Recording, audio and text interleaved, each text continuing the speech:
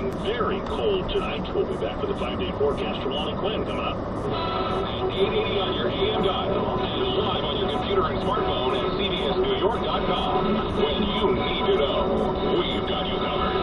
Good afternoon, I'm Steve Scott. I'm Wayne Cabot. Just ahead on the afternoon roundup, the vaccination debate is back, and Chris Christie says it's up to parents to decide, mostly.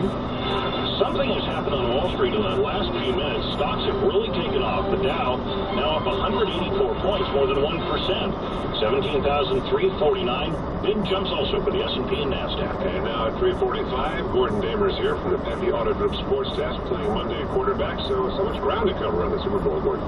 Yeah, absolutely. And, of course, a lot of it starts with the last play of the Super Bowl, or at least the last meaningful play of the Super Bowl, that pass call from the 1-yard line with the Seahawks. What were they thinking? Well, to play devil's advocate, I will say I thought it was a terrible call at the time. I think everybody did. But to play devil's advocate, 108 passes this NFL season were thrown from the 1-yard line. Until yesterday, you know how many have been intercepted? 0. Also, everybody talks about Marshawn Lynch getting the ball from the 1-yard line. Situation like that, they gave Lynch the ball 5 times, and he only scored once. That's the best defense I can come up with, because I still think it was a terrible call. And now what? Well, I mean, you know, Pete Carroll's trying to put a good face on it. I think he tried to put a good face on it last night, taking all responsibility. Russell Wilson also took all the responsibility. And really, Wilson's kind of been bailed out here, because the pass itself was not a very good pass. On a pass like that, you really got to put it in towards the guy's chest. He left it a little bit out there, and Malcolm Butler was able to make just an absolutely incredible play. But for the Seahawks, you know, this doesn't end. They still have a very young team. Carroll tweeted out today, this is really hard to take now, but in the long run, it will make us stronger. And already, the online gambling site Bovada, the favorites to win next year's Super Bowl, the Seattle Seahawks. They just love Pete Carroll out there, don't they? They'll forgive him, won't they? I don't know about after this one. If they get back next year, I guess it'll eventually, but this is going to be a tough one to take. All right, thank you, Gordon. WCBS News Time, 3:47. You don't compromise.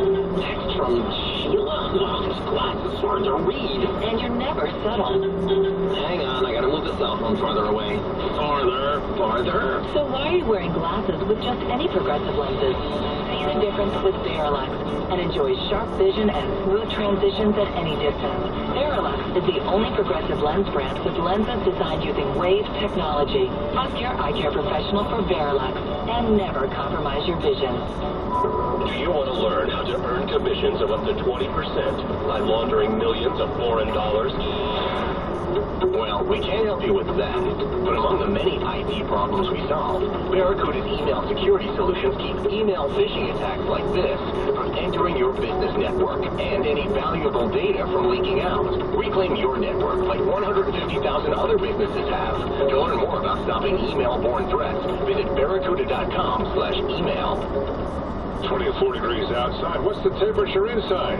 Exergen temperable scanner thermometers, a must-have for all busy parents. With just one scan of the forehead, Exergen Temporal Scanner Thermometer takes your child's temperature quickly and accurately. Available at Walgreens. WCBS News Time, 3:48. Let's go to traffic and weather together. And back to Adrian Watson. And back to the New England Thruway, which is completely closed down again, northbound just past across Westchester with that ongoing accident investigation. Delays go back to Playland Parkway.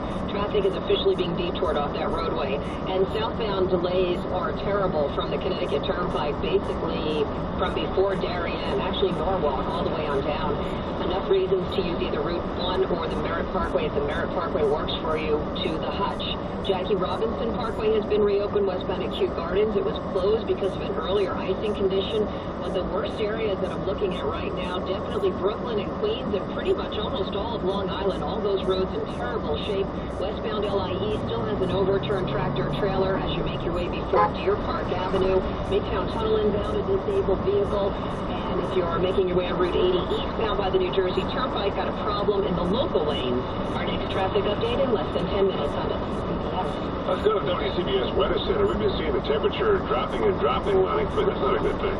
No, this is all part of a flash freeze. You get that wind shift and the temperatures, boom, they just start clipping away. And too quickly to get on top of this as far as taking care of our roadways, because anything, if listen, if you can hear my voice, if you're in the tri-state area, if you have either wet or slushy roads, not only is it going to freeze? But this last little burst of precipitation that's going through with the cold air in place, you now have snow outside, okay? So you're going to get either those frozen roadways or the frozen slush, and now you're going to put a little thin layer of snow to hide it. So forget about the black ice. This will be hidden ice.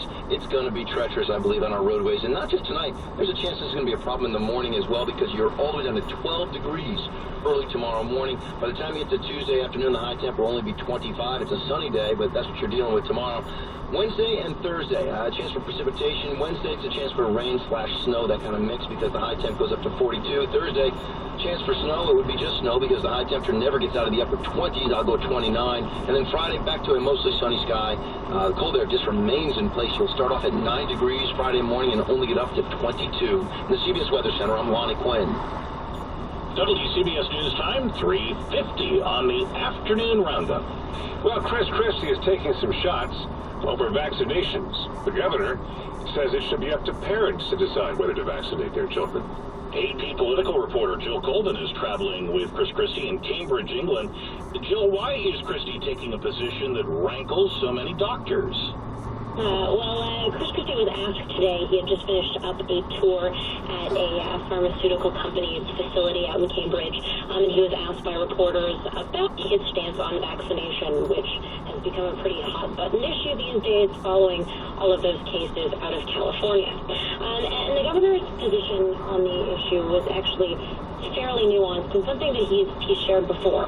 He told reporters that he and his wife have had all of their children vaccinated, and said that that's where he personally stands for his family on the issue, but he also said that he believes that parents should have some level of choice in the decision that they make. Well, you know, since those comments, the governor's office put out a statement saying that Christie believes kids should get vaccinated for measles. Why that clarification? Now, remember, it's about 5 hours earlier where the governor is, and so a lot of people woke up Monday morning to see the governor's comments on social media and some of the very early reports, and he received a backlash from his comments. Democrats very quickly jumped on, criticizing him as somebody who doesn't believe in science, linking it to the comments that he made during the Ebola scare. And so the governor's office very quickly and unusually put out a statement saying that the governor believes vaccines are important and that with diseases like measles, there's no question that kids should be vaccinated, which was a different message than he had delivered earlier in the day. Jill Colvin with the AP traveling with Governor Christie in Cambridge, England. Jill, thank you. Thank you so much. New Jersey is one of just a few states that allows parents to opt out of getting their kids vaccinated to enter school. Some do it for religious reasons. Some are scared by stories of developmental issues caused by vaccines, or so people might think. What is the science on that? New York Times contributing writer Clyde Haberman has been reporting on the debate. Clyde, you have traced this lingering doubt to a 1998 study. What did it say, and why has it been discredited? It was a British study by a doctor named Andrew Wakefield. Indeed, in 1998, it was discredited because, among other things, his sample was ridiculously small. It involved 12 kids. Some of them apparently already had the onset of autism before that. His study linked vaccines to the development of autism. Thoroughly discredited by really dozens of studies since then, and it reached the point that the very respected British medical journal Lancet, which originally published it, eventually retracted it. And this Dr. Wakefield was stripped of his medical license in Britain. The British Medical Journal, which is separate from Lancet, described it as actually being fraudulent, raising questions as to whether or not he had had some financial dealings that affected his findings. But it was a seminal work, not the only one, I believe, but certainly a seminal work in terms of establishing for some people the notion that there is indeed a link. The way I described it in my piece was I invoked an old Latin phrase, post hoc ergo propter hoc, which literally means that because of this, after this, therefore because of this. In other words, if event A happens and then event B happens, according to this notion, event B must have been caused by event A, and that is a classic fallacy in logic, and